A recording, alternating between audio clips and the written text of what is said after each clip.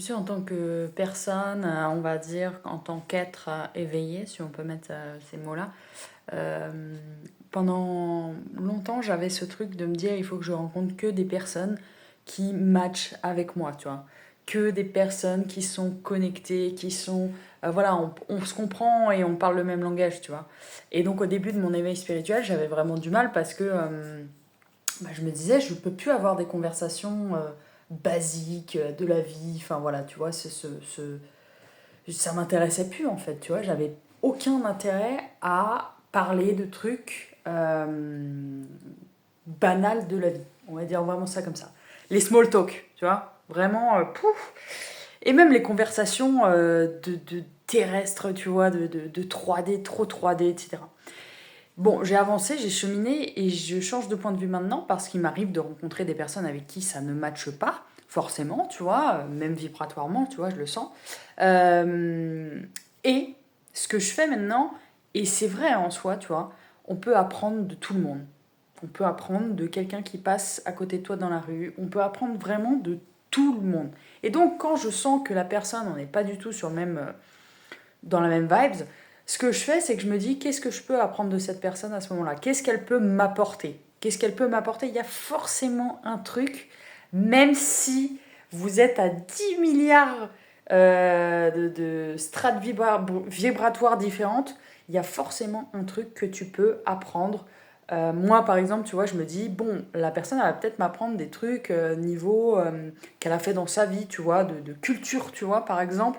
De me dire, tiens, à travers son expérience, je peux apprendre des choses ou des mots que je connais pas, tu vois. Je vais toujours axer mon focus sur, bon, je sens qu'on n'est pas dans la même vibes, mais j'y vais quand même. Par exemple, hier, on m'a posé une question. Lol, la question qu'on m'a posée. Non, mais lol. On m'a dit, est-ce que t'es en couple? Genre, je me suis dit, mais qu'est-ce que je réponds à cette question, sincèrement? Est-ce que t'es en couple?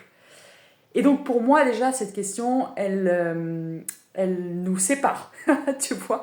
Elle nous sépare totalement parce que je sais déjà qu'on n'est pas dans la même stratosphère. Donc je me suis dit, bon, bah, je vais lui répondre avec mes mots et je sais que dans ma réponse c'est une réponse d'ouverture, tu vois. J'aime pas trop le truc euh, parce que ça me parle pas.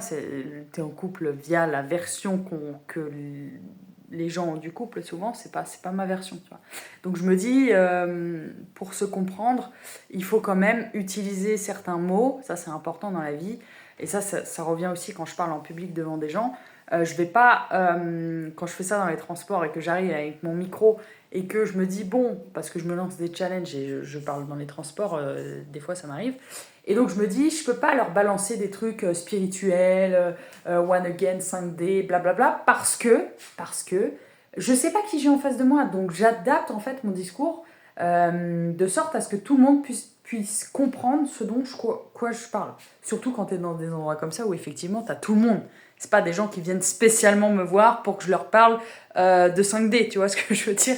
Ils viennent me voir parce que bah non, c'est moi qui vais les voir, c'est moi qui vais les voir, c'est moi qui vais les chercher. Donc c'est à moi d'adapter mon discours en fait de ce que je suis en train de dire. Et donc parfois, je me dis, bon, bah, je leur parle pas vraiment de spiritualité, etc.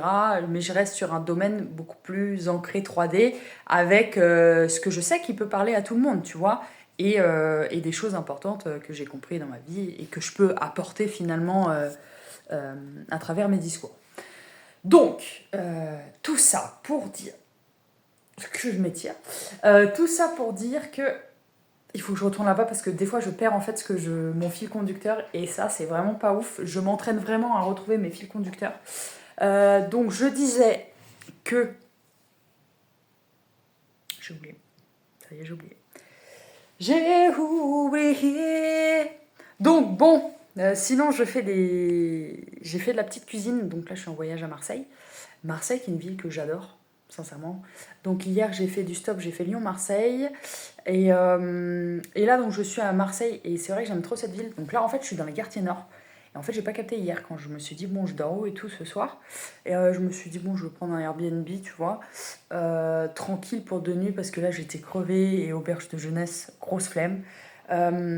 Couchsurfing, grosse flemme aussi de chercher des hébergements. Enfin, tu sais, Couchsurfing, il faut envoyer des demandes. Enfin, voilà, le temps que ça soit accepté ou pas, ma foi, et bah, tu as du temps, tu peux vraiment attendre longtemps.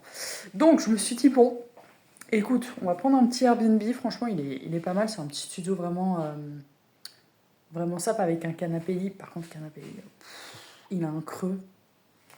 Enfin bon, petit détail de la vie. C'est bon, j'ai retrouvé de quoi je voulais te parler. Donc le fait de pas être connecté en fait à certaines personnes et te dire qu'en fait c'est un problème. Si toi-même peut-être tu vis une phase d'éveil ou même que tu te sens plus en adéquation avec des personnes de ton entourage. Bon, ça arrive souvent pendant un éveil spirituel ou après, le post-après l'éveil spirituel, il est bien, il est bien boubou. Et maintenant, effectivement, je me dis qu'en fait, ouais, peu importe parce que je peux apprendre de toute situation. Donc voilà, la réflexion du jour. Je te souhaite une très belle journée en tout cas. Et ciao!